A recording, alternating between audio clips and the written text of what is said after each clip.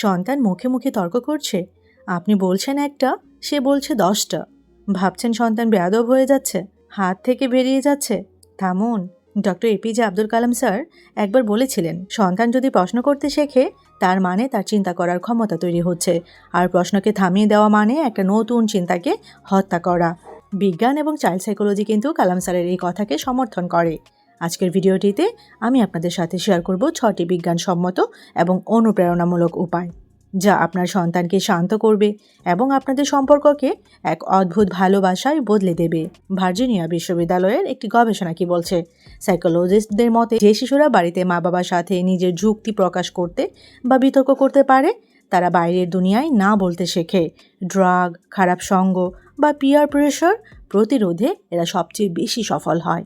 মস্তিষ্কের গঠনের কথা যদি বলি, শিশুদের মস্তিষ্কের সামনের অংশ প্রিফ্রন্টাল কর্টেক্স, যা আবেগ এবং যুক্তি নিয়ন্ত্রণ করে, তা 25 বছর বয়সের আগে পুরোপুরি বিকশিত হয় না। তাই তারা তর্কের সময় সিদ্ধান্ত নিতে ভুল করে, অপরাধ বোধ থেকে নয়, বরং ব্রেইনের একটি গঠনগত সীমাবদ্ধতার কারণে। কালাম স্যারের দর্শনটা কি? যদি কোনো পাখি উড়তে চায় তবে তাকে ডানা পাপড়া দিতে হবে। আপনি যদি তার ডানা বেঁধে দেন সে উড়বে না, শুধু খাঁচায় বন্দি থাকবে। আসল সমাধানটা কি তাহলে? 6টি কার্যকর পদক্ষেপের কথা আপনাদের সাথে শেয়ার করব। প্রথম পদক্ষেপ, তাৎক্ষণিক প্রতিক্রিয়া বন্ধ করুন। Pause, don't react. কালাম স্যারের শিক্ষা কি? জীবনের কঠিনতম মুহূর্তে কালাম স্যার বলতেন, উৎসাহ এবং রাগ দুটোই ক্ষণস্থায়ী।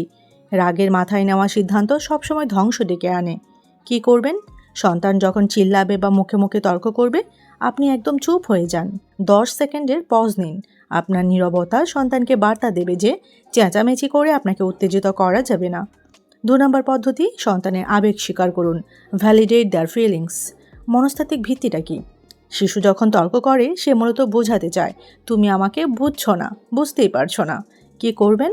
তুমি কেন বেয়াদবি করছো এটা না বলে আপনি বলুন, আমি বুঝতে পারছি তুমি রাগ করেছো বা আমার উপর হতাশ, কিন্তু তোমার কথা বলার ধরনটা সঠিক নয়। এতে সে মানসিকভাবে শান্ত হবে।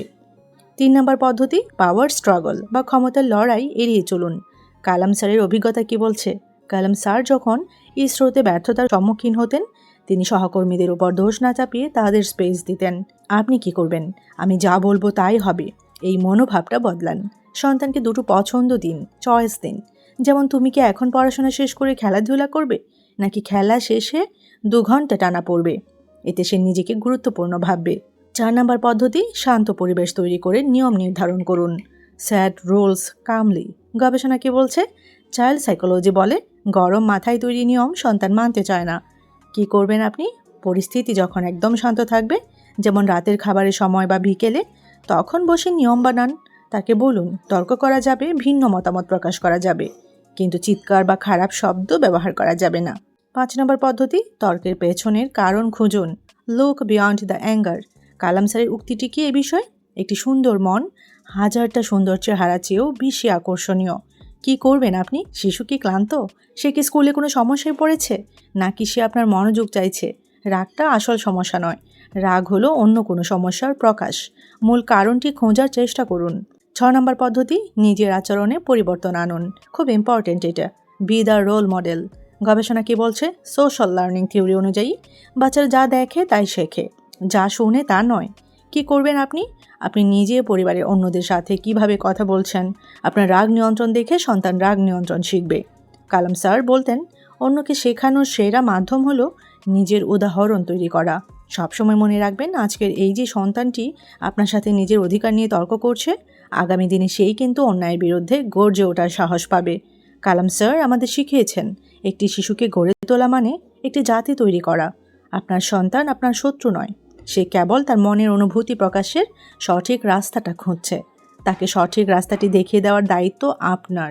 আজকের 6টি পয়েন্টের মধ্যে কোনটি আপনার সন্তানের সাথে সবচেয়ে বেশি মেলে যায়? কমেন্ট করে আমাকে লিখে জানাবেন। ভিডিওর এই সেগমেন্টে আরও একটি ইন্টারেস্টিং বিষয় আপনাদের সাথে শেয়ার করব। অভিভাবকত্ব, সন্তান লালন পালন, রাগ নিয়ন্ত্রণ এবং শিশুদের সাথে সঠিক আচরণের প্রেক্ষাপটে প্রযোজ্য ডক্টর এপিজে আব্দুল কালাম স্যারের 20টি কালজয়ী বাণী রয়েছে। আপনাদের সাথে সেগুলোই একে একে আমি শেয়ার করব এখন। প্রথম বাণী, সন্তান যদি প্রশ্ন করতে শেখে তার মানে তার চিন্তা করার ক্ষমতা তৈরি হচ্ছে, আর প্রশ্নকে থামিয়ে দেওয়া মানে একটি নতুন চিন্তাকে হত্যা করা। দ্বিতীয় বাণী, একটি শিশু যখন ভুল করে তাকে শাস্তি না দিয়ে সঠিক পথটি দেখিয়ে দেওয়াই একজন অভিভাবকের প্রধান কাজ। তৃতীয় বাণী, রাগ এবং উৎসাহ দুটোই ক্ষণস্থায়ী। রাগের মাথায় নেওয়া যে কোনো সিদ্ধান্ত কেবল ধ্বংস ডেকে আনে। চতুর্থ বাণী, আপনি আপনার ভবিষ্যৎ পরিবর্তন করতে পারবেন না, কিন্তু আপনার অভ্যাস পরিবর্তন করতে পারবেন, আর আপনার অভ্যাসই আপনার ভবিষ্যৎ পরিবর্তন করে দেবে। পঞ্চম বাণী, শিশুরা হলো আমাদের ভবিষ্যতের প্রতিচ্ছবি। আপনি আজ তাদের সাথে যেমন আচরণ করবেন, আগামী দিনে সমাজ ঠিক তেমনই হবে। অন্যকে শেখানোর সবচেয়ে শক্তিশালী এবং কার্যকর মাধ্যম হলো নিজের আচরণ দিয়ে একটি ভালো উদাহরণ তৈরি করা। একটি সুন্দর মন হাজারটা সুন্দর চেহারার চেয়েও অনেক বেশি মূল্যবান এবং প্রভাবশালী। যদি কোনো পাখি উঠতে চায় তাকে ডানা মেলতে দিন। ডানা বেঁধে রেখে তাকে খাঁচায় বন্দি করে রাখা কোনো ভালোবাসা নয়। কাউকে পরাজিত করা খুব সহজ, কিন্তু কারো মন জয় করা এবং তাকে সঠিক পথে পরিচালনা করা অনেক কঠিন।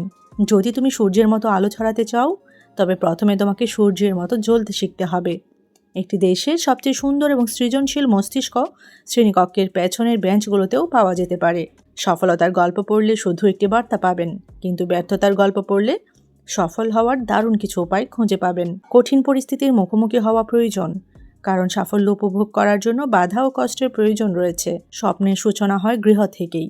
অভিভাবক হিসেবে আপনার কাজ সন্তানের স্বপ্নের পথে বাধা সৃষ্টি না করে তাকে উৎসাহ দেওয়া।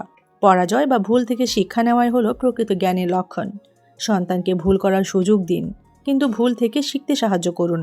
কথা বলার ধরন বা গলার আওয়াজ বাড়িয়ে কখনো নিজের যুক্তি প্রতিষ্ঠিত করা যায় না। যুক্তি শক্তিশালী হতে হয় গভীরতায়। ধৈর্য হলো এমন এক চাবিকাঠি যা জীবনের সবচেয়ে কঠিন দরজাও আস্তে আস্তে খুলে দেয়। একটি ভালো বই 100 জন ভালো বন্ধুর সমান, কিন্তু একজন ভালো অভিভাবক বা শিক্ষক পুরো একটি লাইব্রেরির সমান। কাউকে সম্মান দিলে আপনি ছোট হয়ে যাবেন না, বরং আপনার ভেতরের ব্যক্তিত্ব প্রকাশ পাবে। Last but not the least, আমরা সবাই সমান প্রতিভা নিয়ে জন্মাই না, কিন্তু আমাদের প্রতিভাকে বিকাশ করার সমান সুযোগ আমাদের সবার কাছেই রয়েছে। ভিডিওটি কেমন লাগলো অবশ্যই আমাকে কমেন্ট সেকশনে জানাবেন। ভিডিওটি যদি আপনার কাছে ভালো লেগে থাকে অবশ্যই একটি লাইক করে দিবেন, শেয়ার করে দিবেন আপনার সোশ্যাল মিডিয়া প্ল্যাটফর্মে, আপনার প্রিয়জনদের সাথে, আপনার রিলেটিভসদের সাথে। এবং যারা যারা চ্যানেলটির সাথে এখনও রেগুলার কানেক্টেড নন, রেগুলার ভিডিও পেতে চ্যানেলটি সাবস্ক্রাইব করে রাখুন। যে মোটিভেশন ইরা ইউটিউব চ্যানেল।